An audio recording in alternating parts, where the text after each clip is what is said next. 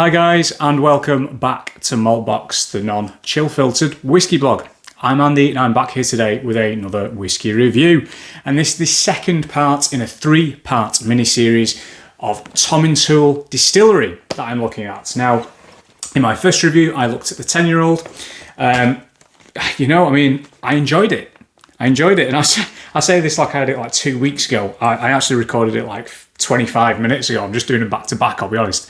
And today it is the turn of the 16-year-old. Now, the 16-year-old is probably the one that's got the most positive vibes about it online in the past. It's had probably the most attention. It's probably the one that, certainly historically, when I first started getting into whiskey 14 or so years ago, well, 12, 13, 14, whatever years ago, this one had some good things said about it.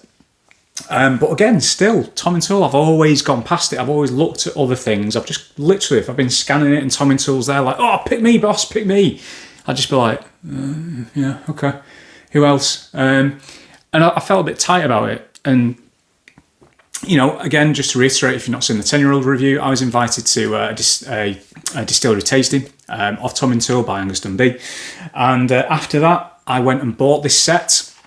I went and bought this myself. To kind of circle back around and try them again for myself on my own terms, etc. And you know, I think it's kind of important to do that sometimes, particularly as I've never given this a chance before.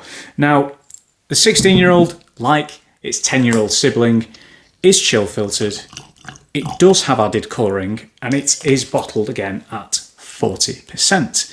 So there is the bottle on there. And I can see the little sticker says that this was bottled in September 19. So yeah, do you know what? It's probably not a batch that's around anymore, but I don't know, because this stuff tends to, you know, hang around and be in big batches. So colour in the glass is slightly darker than the 10-year-old, but again, let's throw that out the window because it's just not accurate. It's got colouring added to it. It's insignificant at this point. Legs, however, what I would say is that they do seem to have formed before dropping, which is more than I could say for the 10. I mean, again, I believe that this has been matured in American oak, similar to the 10-year-old. I think a lot of their distillate, Tomintoul is ex-bourbon matured. I think the difficulty that they'll always have. So the 16, for example, off the bat, I think this retails for around 50 quid. It's 45, 50 quid. Let's call it 50 just to be safe. Just to be safe, let's call it 50 quid. It might even be more than that. It might be close to 60 nowadays, to be honest. So let's say that. Just 2022 is a shocking year. No one can afford anything anymore. The economy is in tatters. Let's just say 50 to 60 quid just to be safe. There's a lot of alternatives out there at that price bracket. You don't need to look far. And, you know, I mean, that's the 15-year-old category kind of cost, isn't it? But I think their pricing's been kept relatively consistent. Although, like any brand, I'm assuming that increases are coming because raw materials are increasing, distribution costs are increasing. Yeah, that should be fun. So, on the nose of the 16, this has got another 6 years on that 10-year-old offering.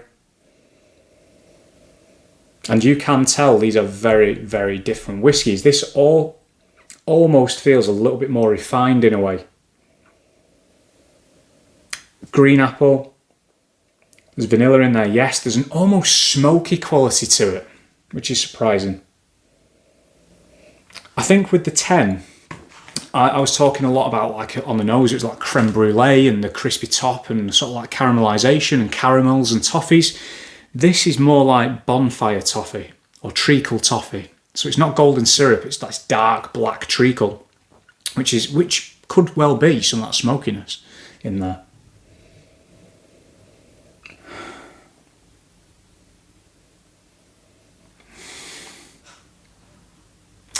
Don't judge me for saying this, and people of Tomintoul, I'm incredibly sorry for saying this if you take offence. Dr. Pepper. What's the worst that can happen? No, seriously, that is bizarre. That's a bit of Dr. Pepper in there at the back. People are going to be like unsubscribing, like, what a whopper. Like, did you just say whiskey smells like Dr. Pepper? Yeah, I did, yeah. Some like charred toast. Slightly buttery.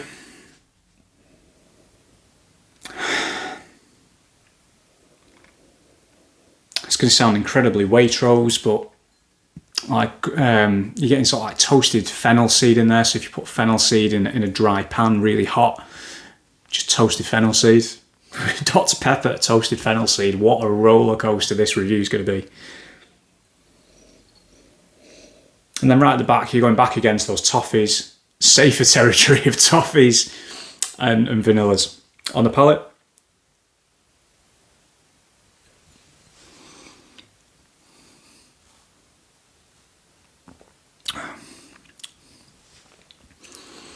texture, a little bit better than the 10. The spice in there, got some black pepper, we've got some, maybe a tiny little bit of chili. We've then got some like herbs, thinking like maybe thyme, oregano kind of thing. Going into sweeter territory now with your kind of atypical Speyside styles of sweetness. You've got your honeys, you've got kind of like a vanilla thing going on. We've got more of that toffee.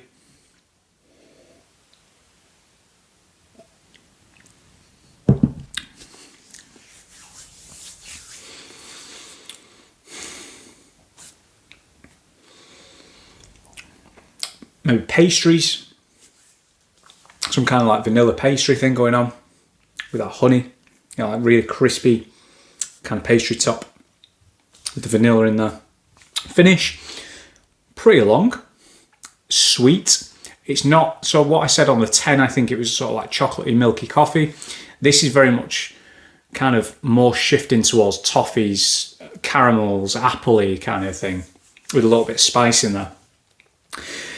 When I did this tasting with Angus Dundee, I voted the 16 as my favourite of the 3 that we tried that night, and the 10 was in that lineup. I think having tried them again now, I think when I factor things like just sort of generic enjoyment, approachability, engagement, the 10 might actually edge it this time for me on the 16. Particularly when cost is involved. The very, maybe in fact, I think probably what I'd say is that they're both incredibly even, but they're very different. The 10 is just kind of like, do you know what, I am what I am. Take me for what I am. I'm sweet. If you like sweet whiskies, if you like fudge, like I said, it's got lots of fudge in there, then, you know, enjoy me, whatever, cool. The 16 has a little bit more to prove in the sense that it is in that price category and that age category where you expect more for your money. I'm not sure that you get too much more for your money from the 16 than you do from the 10. The 16 may hold up pretty well against some of its peers in the 15-year-old category, for example, which is the nearest category and a similar price point. But you're already looking at a whiskey that's chill filtered, isn't natural colouring, and is bottled at a lower strength. Tomintoul do have ranges of whiskey, sort of special editions, etc., that do have that kind of benefit of being more naturally represented. But they tend to be, again, more expensive, even than the 16. I think it's probably one of those whiskies that, you know, people might not care that it has those things going against it, because it is good distillate. You can tell that this is good distillate and it's a good whiskey in its own right. I just think for me it's very difficult to argue the extra 20 quid maybe for this compared to the 10. I'm actually really looking back on the 10 with some fondness. It's plucky. I quite like it. I like the underdog. I always go for the underdog. And I like that. I do. Right, guys, and on that note, I'm going to box it off. Thank you very much for watching. I'm on Instagram at maltboxwhiskey, maltboxwhiskey.com. Thanks for watching. See you soon.